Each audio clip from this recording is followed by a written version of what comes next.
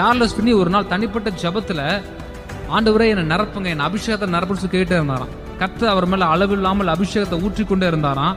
ஒரு குறிப்பிட்ட டைம் வந்த போது சார்லஸ் ஃபின்னி சொன்னாரு, போதும் கர்த்தாவே, இதுக்கு மேல என்ன நிரப்பாதீங்க, என்னால தாங்கவே முடியலன்னு சொல்ற அளவுக்கு கர்த்தர் நிரப்பினாராம்.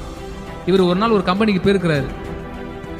இவருடைய முகம் பார்த்தீங்கன்னா ரொம்ப அங்கங்க அடிபட்டு அந்த தழும்புகளால் ரொம்ப ஒரு அசிங்கமா இருக்கிற மாதிரி இருக்குமா. ஒரு சகோதரி வந்து தான் ஃப்ரெண்டோட கூட நின்றுட்டு அவருடைய முகத்தை பார்த்து கிண்டல் பண்ணிட்டே இருந்திருக்கிறான், பாரு அசிங்கமா இருக்கு அப்படின்னு சொல்லி. ஆனா கொஞ்ச நேரம் சார்லஸ் ஃபின்னியுடைய முகத்தையே உற்று நோக்கி பார்த்ததும் அவர் முகத்துல இருந்த தேவ பிரசன்னத்தினால அவருக்குள்ள பாவ உணர்வு வந்துருச்சு. பாவ உணர்வு வந்து கம்பெனி முழுக்க ஓடி ஓடி நான் பாவின்னு சொல்லி கதறி அழுது, அந்த கம்பெனியில் இருக்கிற எல்லாருமே பாவ உணர்வு அடைந்து கதறி அழுது ஒப்பு கொடுத்தாங்களாம் ஆண்டவருக்கு. சார்லஸ் ஃபின்னி அந்த தேவ மனிதனுடைய வீட்டை கடந்து போனா பாவ உணர்வு வருமா ஜனங்களுக்கு? யாராவது வீட்டுக்குள்ள வாசலுக்குள்ள உள்ள வர ட்ரை பண்ணாலே பாவ உணர்வு அவங்கள அப்படியே தொற்றிக்குமா. உடனே அந்த வாசல்லையே முழங்கால் போட்டு நான் பாவி என்னை மன்னின்னு சொல்லி என்ன பண்ணுவாங்களாம், கதறுவாங்களாம்.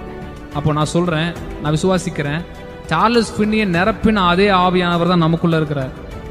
நம்ம அபிஷேகம் பெறத்து எந்த அளவு வாஞ்சிக்கிறோமோ அதை விட 1000 மடங்கு நம்மளை நிரப்புறதுக்கு கர்த்தர் ஆயத்தமா இருக்கிறார்.